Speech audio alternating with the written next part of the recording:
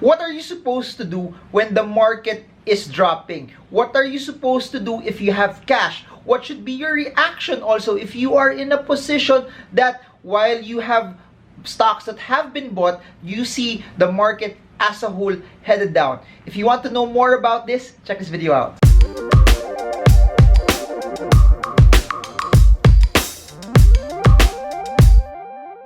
Hi everyone, this is Marvin Germo, and if you're new to this channel, please subscribe and smash that bell so you get updated every time we come up with new content about investing, about the stock market, and how you can reach your goals of financial freedom. So what are you waiting for? Hit the bell, subscribe, and stay till the end of the video so you get to see a lot of important content about how you can trade the markets with confidence.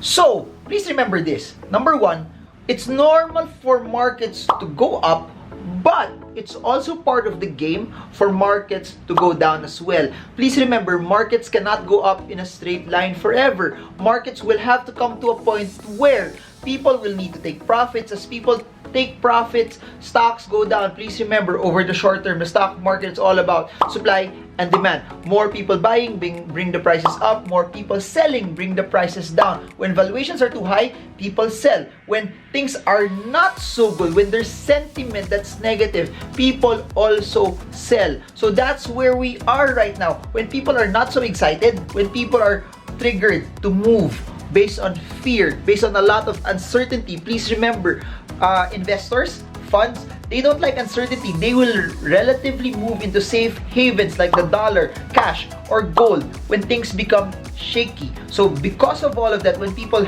start to shift their assets from stocks to commodities like gold, or from stocks to safe havens like the dollar for them to stay in cash, you could expect people sell stocks, and as they sell stocks, stocks go down.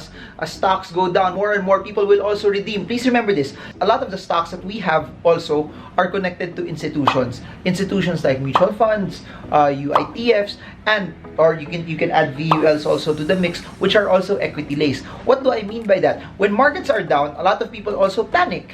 When a lot of people panic, they redeem their funds. So what does that mean? When they redeem their funds from mutual funds or UITFs, the fund managers have no choice also but to sell.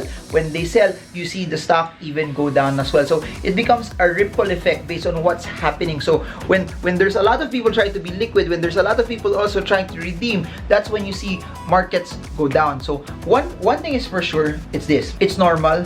It's part of the game. It's normal for markets to go down. It's normal for markets to somehow correct or at some point also crash. It's part of stocks. When stocks break down, it's normal for stocks to just continue to push down with momentum, because when technical supports are broken, you could expect selling to just continue, especially when the market or the stock that you're watching is proceeding and reversing into a downtrend. That's very, very significant for you to know, because it's normal for it to act in that progression. So stocks that are in a downtrend, stocks that are breaking down, will just continue to go down no matter how cheap it looks. So people are saying now, paano yan, Marvin? It's already cheap. Why does it continue to go down? Why is it still lower? Because when a market is bearish, when a stock is breaking down, when something is in a downtrend, no matter how cheap it is, it can still go lower. So what should you do when you are faced in scenarios like that? Number one, it always has to go back to your financial plan. You always have to revisit, why am I in the stock market? Why am I investing? Am I investing in this for my retirement when I hit 60 years old? Am I investing in this for something that I will use the money 10, 20, 30, 40 years later on? Because if, number one, you've set your planning right, that it's money that you don't need, then there's nothing for you to be scared of. A lot of people get scared because they position money that they need for the short term in the market. That's not the way it goes. You can trade the market for the short term, you can trade the market in very, very quick intervals, but the money that you must put in the market is money for the long term. It's money that you don't plan to touch for a very, very, very long time. And above and beyond that, what I would highly suggest to all of you is this. Above and beyond you putting money that you don't plan to touch for a very, very long time, it should be an amount of money that if it goes to zero, if it get slashed. I'm not saying the stocks that you're gonna buy are gonna go to zero, but what I'm saying is this: if it does not give you a return, especially over the short term, dapat tanggap nyo yun. You must realize that every time you invest money, it should always be an amount that if it does not go your way, if it does not go the optimistic route, if it does not go up, if it does not break out, if it does not do the things that you want it to do, you're supposed to be okay with it. It always has to be excess money. It always has to be an amount that you are okay to hold on to it, that you are okay also to position in you to go into the market knowing that there will always be underlying risks, that even if there's a potential for it to go up, there's still a potential for it to go down over extended periods of time, and that's normal. That's part of the game. As much as we would like the market to always go up, there will be seasons like this where the market will just continue to crash, where the market will just continue to go down, where the market will just continue to correct itself. So how to combat that also? You need to have cash. Cash is always king. Either cash coming from your business, coming from your other investments where you made money, or cash coming from other trades that you have before. Cash will give you flexibility. Cash will give you the ability to spot deals. No, when you see stocks hit massive support levels, then that could be an opportunity for you to come in. That could be an opportunity for you to start buying back again. But you have to remember, you have to anchor yourself. Aside from proper financial planning, that you don't need the money that you're putting in the market for a very long time, aside from you having the mentality that if you invest it could possibly go down, crash, or even go to zero, above and beyond that, you need your anchor. And I've been saying this, I've been hammering this in all of my videos. If you are an investor, you need to know fundamental analysis very well, that if the stock that you're watching drops but the fundamentals is still very good, meaning the company is still good, it's still growing. If you look at the ratios, its debt to equity ratio is good, its liquidity ratio is still good, its ROE is amazing, its EPS growth is still there, its PE, its dividend yield ratio is very attractive for you. You have to know what will cost you based on those ratios to buy. You also need to know valuations. You need to know at what point will I come in where I determine that this stock is already cheap, because that's very important for you. Coming in when it's cheap. Please remember, if you are an investor, it's never about buying a good stock, just a good stock, but a good stock that's good, growing, and also undervalued. So you need to know all of those ratios for you to determine, is this a good time for me to come in or not? So that's why you never come in just because you see other people coming in already. You come in based on the parameters that you've set out via fundamental analysis, especially if you're an investor. So let me share this to you. If you are a fundamental investor and your biggest trigger is dividends, then what do? You wait until the dividend yield is something that's significant for all of you. You wait until the dividend yield is something that's very attractive for you already. If you are a person who comes in based on valuations, then if the PE ratio or the computed fair value that you know is already inside the amount that you want to buy it, then by all means, buy it even though when everyone else is scared. That's the strength of stock market.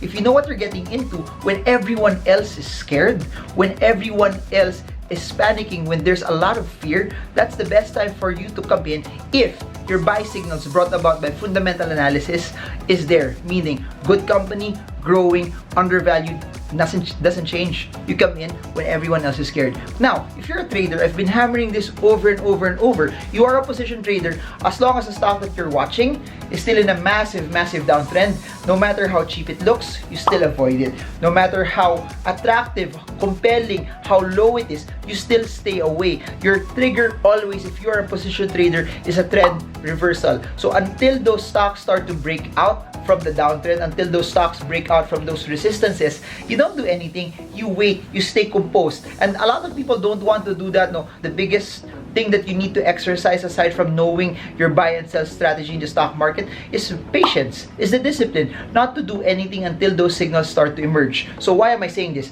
For stocks that are still in downtrends, you stay away. For stocks that have not yet reversed yet, you stay away and deploy patience up until you see things get better. The only time you come in is when those triggers of reversal start to come in. When those triggers of, hey, the charts are now starting to break out, that's when you start to come in as well. Now, what if you're a quick trader? What if you're just trading the volatility? Same thing.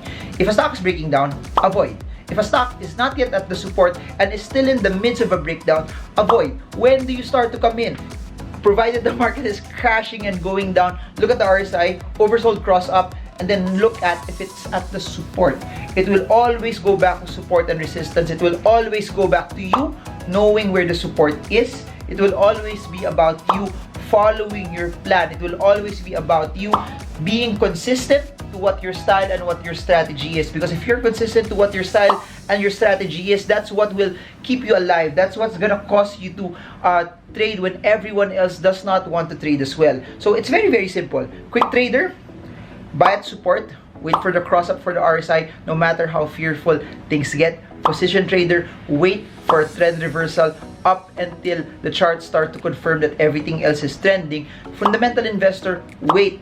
If there's no change in your parameters, that the stock is still good, the stock is still growing, and it's still undervalued, no matter if everyone's fearful, you start coming in. And that's what's amazing about it now. If you notice it, I just gave you 3 scenarios: investing, quick trading, position trading. Different scenarios, but the application of it is all different. But one thing is true: you need to follow who you are as a trader or an investor. You have to follow what your plan is. You cannot follow my plan. You cannot follow your friend's plan. You can only follow what plan will work for you. You can only follow what strategy will work for you. That's why you need to spend a lot of time studying, especially now, no, as the market is down, as there's a lot of uncertainty out there. The biggest tip that I could give you: spend a lot of time to study, spend a lot of time doing your research, spend a lot of time doing your due diligence, because at the end of the day, that's what will propel you. You coming in knowing what you're getting into, you coming in being reinforced by the proper numbers is what's gonna give you, I guess, the right foundation for you to trade the markets with confidence.